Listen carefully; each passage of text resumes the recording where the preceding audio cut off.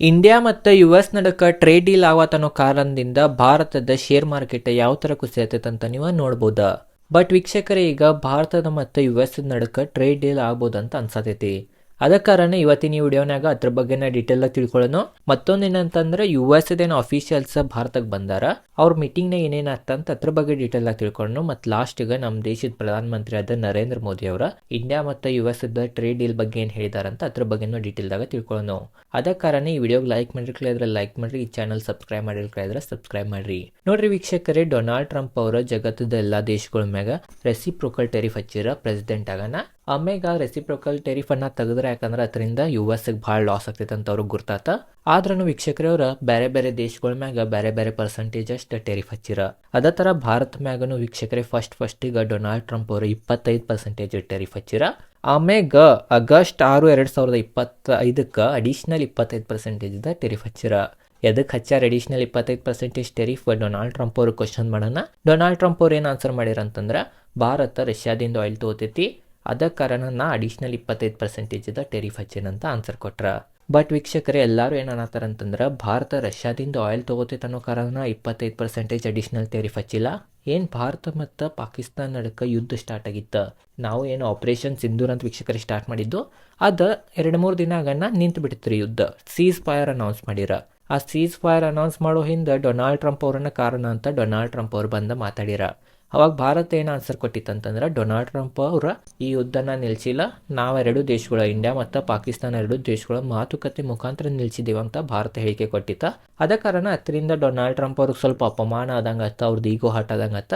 ಅದ್ರದನ್ನ ಸಿಟ್ಟು ಈ ಥರ ಭಾರತ ಮ್ಯಾಗ ತಕೊಂಡ್ರಂತನೂ ಒಬ್ರೊಬ್ರು ಅಂತಾರೆ. ಈಗ ರಷ್ಯಾದಿಂದ ಆಯಿಲ್ ತಗೋತೇವೆ ಅನ್ನೋ ಸಂಬಂಧ ಹಚ್ಚಾರೋ ಏನು ಇದ್ರ ಸಂಬಂಧ ಹಚ್ಚಾರೋ ಅದು ನಮಗೆ ಗೊತ್ತಿಲ್ಲ. ಬಟ್ ಎದಕ್ಕೂ ಹಚ್ಚಲಿ, ಅದರಿಂದ ಭಾರತದ ಸ್ಟಾಕ್ ಮಾರ್ಕೆಟ್ಗೆ, ಭಾರತದ ಏನು ವೀಕ್ಷಕರ ಎಕನಾಮಿಗ್ ಐತಿ, ಭಾರತದಾಗ ಏನು ಎಕ್ಸ್ಪೋರ್ಟ್ ಮಾಡ್ತೇವೆ ವಸ್ತುಗಳನ್ನ US-ಗೆ, ಅವ್ರಿಗೆಲ್ಲ ಭಾಳ ಕೆಟ್ಟ ಪರಿಣಾಮ ಬಿತ್ತಿರ್ದ. ಆದ್ರೂ ವೀಕ್ಷಕರೇ, ಈಗ ಮಾತುಕತೆ ಮತ್ತು ನಡೆದೂರಿ ವೀಕ್ಷಕರೇ, US-ನಾಗೂ ನಮ್ಮ ಆಫೀಷಿಯಲ್ಸ್ ಹೋಗಿ ಮಾತಾಡ್ಯಾರ. ಅಲ್ಲಿಯೂ ಏನೂ ಒಂದು ಚಲೋ ನಿರ್ಧಾರ ಬರಲಿಲ್ಲ. ಮತ್ತು US-ದವ್ರೂ ಈಗ ಇಂಡಿಯಾಗೆ ಬಂದಾರ. ಈಗ ನೋಡ್ರಿ, US-ದೇನು ಅಫಿಷಿಯಲ್ಸ್ ಇದ್ದಾರವ್ರ ಭಾರತಕ್ಕೆ ಬಂದಾರ. 10 ಮತ್ತು 11 ಡಿಸೆಂಬರ್ಗೆ ನ್ಯೂ ದೆಹಲಿನಾಗ ಮೀಟಿಂಗ್ ನಡೆಯೋದೈತಿ. ವೀಕ್ಷಕರೇ, ಯಾರ್ಯಾರು ಬಂದಾರಂತಂದ್ರೆ US-ದಿಂದ ಈ ಮೀಟಿಂಗ್ನಾಗ US-ದ deputy USTR United States trade representative ಮತ್ತು ಅವ್ರ ಅಸಿಸ್ಟೆಂಟ್ ಬಂದಾರ. ಅದ ಕಾರಣ ಅವ್ರು ಕೆಲವೊಂದು ಚಲೋ ಹೇಳಿಕೆಗಳನ್ನು ಕೊಟ್ಟಾರ. ಅದ ಕಾರಣ ಆ ಹೇಳಿಕೆಗಳು ಏನಂತ ಅದ್ರ ಬಗ್ಗೆನೂ ಡೀಟೇಲ್ದಾಗ ನಾವು ತಿಳ್ಕೊಳ್ಳೋಣ.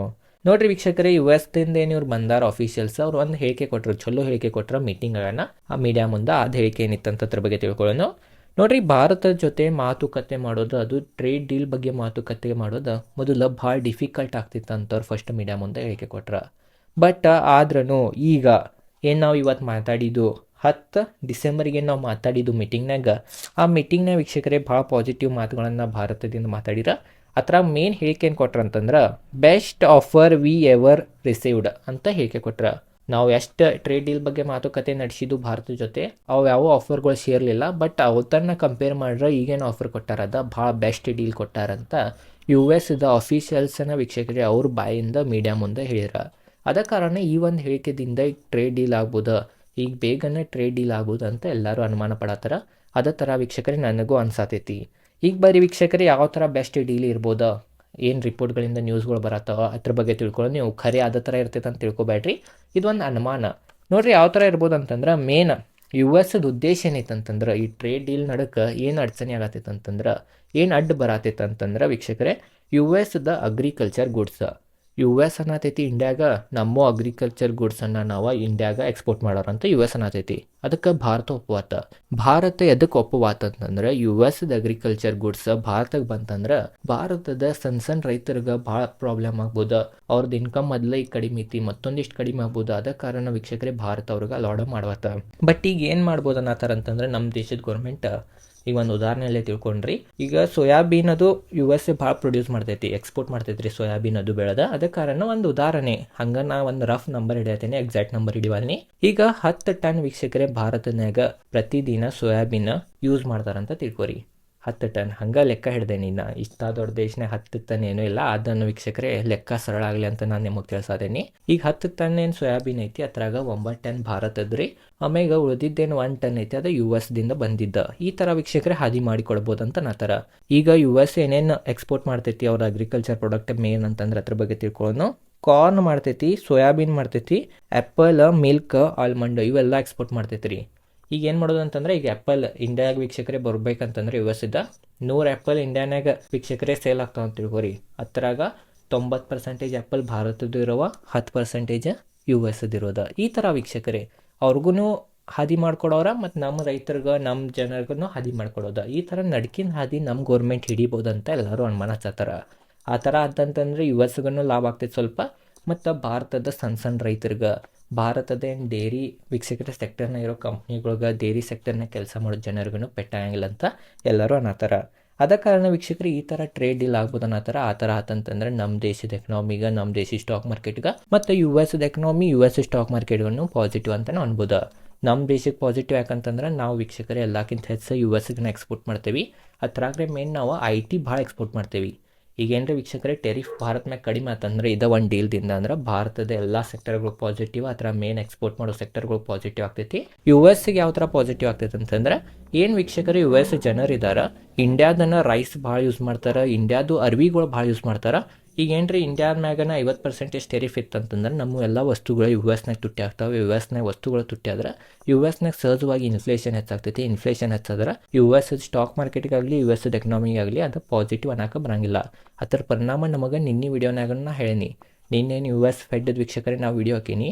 ಆ ವಿಡಿಯೋನಾಗ ನಿಮಗೆ ಡೀಟೇಲ್ದಾಗ ತಿಳಿಸೀನಿ ಯಾವ ಥರ US ಫೆಡ್ದ ಚೇರ್ಮನ್ ಅವರ ಮುಂದಿನ ವರ್ಷ ಏನು 2026 ಐತೆ ಅದಾಗ ಇನ್ಫ್ಲೇಷನ್ USದ ಹೆಚ್ಚಿರ್ಬೋದು ಅಂತ ಅನುಮಾನ ಹಚ್ಚಾರ. ಅದಕ್ಕಾರ ನೀವೆಲ್ಲ ಕಾರಣದಿಂದನೇ USನಾಗ ಇನ್ಫ್ಲೇಷನ್ ಹೆಚ್ಚಿರ್ಬೋದು ಅಂತ ಅನ್ನತ್ತಾರೆ ಅವರು, US ಫೆಡ್ ಚೇರ್ಮನ್ ಅವರ. ಬಟ್ ಈಗ ಟೆರಿಫ್ ಕಡಿಮೆ ಆತಂತಂದ್ರೆ USನಾಗೂ ಇನ್ಫ್ಲೇಷನ್ ಹಿಡಿತನಾಗ ಬರ್ತೈತಿ, ಅಲ್ಲಿಯೂ ಎಕನಾಮಿ ಚಲೋ ಆಗ್ತೈತಿ ಅಂತ ವೀಕ್ಷಕರು ಎಲ್ಲರೂ ಅನ್ನತ್ತಾರ. ಅದ ಕಾರಣ ಈ ಟ್ರೇಡ್ ಡೀಲ್ ಆತಂತಂದ್ರೆ ಇಂಡಿಯಾಗೂ ಪಾಸಿಟಿವ್ ಐತಿ, USಗೂ ಪಾಸಿಟಿವ್ ಐತಿ. ಎಷ್ಟು ಬೇಗ ಆಗ್ತೈತಿ ಅಷ್ಟು ಈ ಟ್ರೇಡ್ ಡೀಲ್ ಆಗ್ಬೇಕಂತ ನನಗನ್ನಿಸ್ತೈತಿ. ನೋಡ್ರಿ, ಈಗ ಲಾಸ್ಟಿಗೆ ಪ್ರಧಾನಮಂತ್ರಿ ನರೇಂದ್ರ ಮೋದಿ ಅವ್ರು ಏನು ಹೇಳಿರಂತ ತಿಳ್ಕೊಳ್ಳೋಣ. 11 ಡಿಸೆಂಬರ್ಗೆ ಪ್ರಧಾನಮಂತ್ರಿ ಆದ ನರೇಂದ್ರ ಮೋದಿ ಅವರ ಡೈರೆಕ್ಟ್ ಡೊನಾಲ್ಡ್ ಟ್ರಂಪ್ ಅವ್ರ ಜೊತೆ ಫೋನ್ನಾಗ ಏನು ಒಟ್ಟು ಮಾತಾಡಿದಾರಂತ ಅವ್ರು ಟ್ವೀಟ್ ಮಾಡ್ಯಾರ. ಹತ್ರ ಮಾತಾಡ್ಯಾರ ನನಗೆ ಗೊತ್ತಿಲ್ಲ. ಬಟ್ ವೀಕ್ಷಕರೇ ಮಾತುಕತೆ ಭಾಳ ಚಲೋ ನಡೆದು ಅಂತ, ಮತ್ತು ವೀಕ್ಷಕರೇ ಏನು ಸಂಬಂಧಗಳಿದಾವ ಇದರಿಂದ ಒಳ್ಳೇದಾಗತ್ತವ ಭಾರತದ USದ ಅಂತ ನಮಗೆ ಗೊತ್ತಾಗ್ತೈತಿ.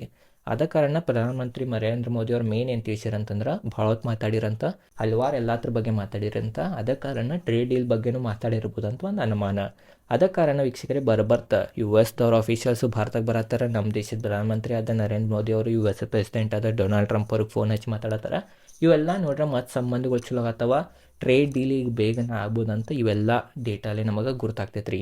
ಅದ ಕಾರಣ ಎಷ್ಟಾಗ್ತೈತೆ ಜಲ್ದಿ ಟ್ರೇಡ್ ಡೀಲ್ ಆತಂದ್ರೆ ನಮ್ಮ ಸ್ಟಾಕ್ ಮಾರ್ಕೆಟಿಗೆ ಒಳ್ಳೇದ, ನಮ್ಮ ಸ್ಟಾಕ್ ಮಾರ್ಕೆಟ್ ಇಲ್ಲಿಂದನೂ ಭಾಳ ಇರ್ಬೋದು ಅಂತ ನನಗನ್ನಿಸ್ತೈತಿ. ಇದ್ರ ಬಗ್ಗೆ ನಿಮಗೇನು ಅನ್ನಿಸ್ತೈತೆ ಅಂತ ಕಮೆಂಟ್ ಸೆಕ್ಷನ್ನಾಗ ತಿಳಿಸ್ರಿ. ಇದೈತಿ ಇವತ್ತಿನ ಈ ವಿಡಿಯೋನಾಗ ನಿಮ್ಗೆ ಎಲ್ಲ ಡೀಟೇಲ್ದಾಗ ಗೊತ್ತಾ ಇರ್ಬೋದು. ಈ ಟ್ರೇಡ್ ಡೀಲ್ ಯಾವ ಥರ ಈಗ ಬೇಗನೆ ಆಗ್ಬೋದು ಅಂತ ಎಲ್ಲ ಡೀಟೇಲ್ನ ನಿಮಗೆ ತಿಳಿಸೀನಿ. ಇಷ್ಟೇ ಇವತ್ತಿನ ಈ ವಿಡಿಯೋ ಹೆಂಗೆ ಅನ್ಸಿತ್ತು ಅಂತ ಕಮೆಂಟ್ ಸೆಕ್ಷನ್ನಾಗ ತಿಳಿಸ್ರಿ. ಇದೇ ಥರ ಸ್ಟಾಕ್ ಮಾರ್ಕೆಟ್ ರಿಲೇಟೆಡ್ ಕನ್ನಡದ ವಿಡಿಯೋನು ಮಾಡ್ತಿರ್ತೇನೆ. ಈ ಚಾನಲ್ ಸಬ್ಸ್ಕ್ರೈಬ್ ಮಾಡಿರಿ, ಈ ವಿಡಿಯೋಗೆ ಲೈಕ್ ಮಾಡಿರಿ. ಧನ್ಯವಾದಗಳು.